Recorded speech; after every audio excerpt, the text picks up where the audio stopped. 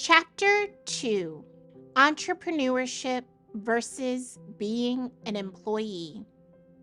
Dedicated to Kathy Romero and Laura Ritchie. Hey everyone, thanks for joining me. Today we're going to talk about the debate between entrepreneurship versus employment. And of course, I'm going to start with a story. In 2019, in the midst of dealing with my father's ever-changing and heartbreaking dementia diagnosis, I decided that it was the perfect time to relaunch the business. Now, I want to be honest that the rest of what I'm about to say does not follow advice from any business book or blog that I've ever read, but this is my truth. I relaunched my event planning firm, LaJoy Plans, without a clear business plan, with just a couple $1,000s in the bank, and I'm probably being generous. No investors, no dedicated team, no Instagram, Facebook, and for added measure, I was at a personal low trying to get comfortable with being unexpectedly single while most of my friends were hitting milestone marriage anniversaries. It goes without saying that the smarter option would have been for me to find a full-time job, reinvest in a retirement plan, rebuild my savings, of which I had zero, and activate Miss Competent because she is strong, a go-getter, knew how to get promoted, play the game, and she had never failed at achieving what most people think defines success. Miss Competent always came through, but the reality was that keeping up with her and those standards of perfectionism was exhausting. And so I decided to do something that made no sense. I let go of trying to show up perfect. Now, before we get into this exercise, I need to acknowledge that I have the privilege of being highly educated with multiple degrees. I do not have children who are counting on me. I did not struggle with homelessness or food insecurity due to the generosity of friends and family that took me in while I was trying to figure my stuff out. It is true that my past professional success allowed me the ability to do mind-blowing things for my family. So I've had the experience of being a full-time employee, being someone with a side hustle, and being someone with a full-time business. And I feel strongly that embracing these statements as fact helped guide me to the decision to be a full-time entrepreneur. Here is what I believe to be true.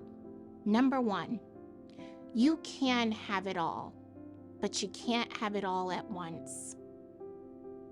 Two, having it all looks different depending on the stage, not age, of your life. And finally, eventually, life will decide for you, and your job is to follow its natural course.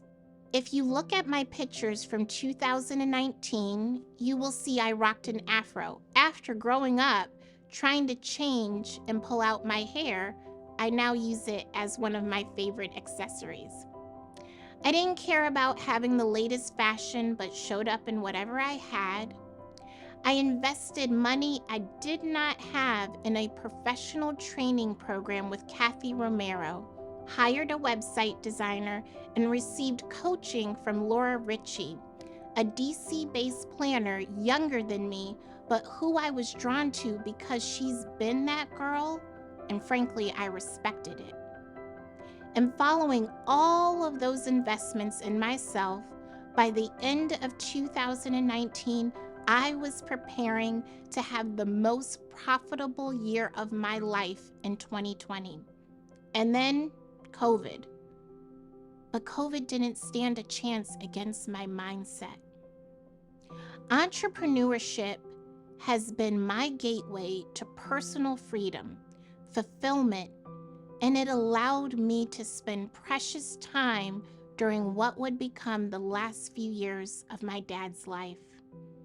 Oh, and I happened to meet and marry my husband within these years. What I believe is that life has a way of deciding for you.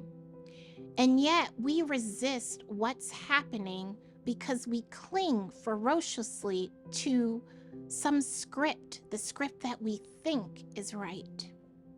I have to laugh at myself because I held on to places and people that I shouldn't have, but that's what I had to do to bring me here.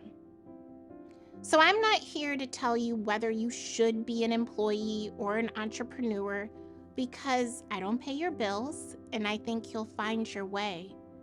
But while you're getting there, here are 5 questions that I invite you to explore in your journal. First, what are the strongly held beliefs you have about the trajectory of your life or career? Second, how have those beliefs enhanced or limited the quality of your life? Third, what is one value that is essential to who you want to become in the future? Fourth, does being an employee, an entrepreneur, or doing both support your core values? And finally, financial obligations aside, which fear prevents you from rewriting your life script? And this is a great opportunity to revisit your fear list and evaluate how it may impact your connection to your most authentic self. For me, my script was rooted in the belief that being a woman looked like a wife, a mother, a high-achieving career woman. And I'm so glad that my real life expanded far beyond my narrow view. But first, you have to let go of who you thought you were, for me, Miss Competent, to become who you were always designed to be, for me, Melva LaJoy Legrand. My hope is that when you look at what you've written, you will identify 2 themes. First, you will have a roadmap to influence your 1, 2, or 5-year goals, goals that can and should be revisited. And second, you will begin to dream again. You'll find yourself embarking on the next phase of your life and career with childlike curiosity, which we tend to lose. And the great thing about these questions is there is no right or wrong. You can change course or refine what is real for you at whatever stage you are in life. In the end, who you were designed, or better said, who you are designing yourself to be, is going to blow your mind. Trust me. Till the next time.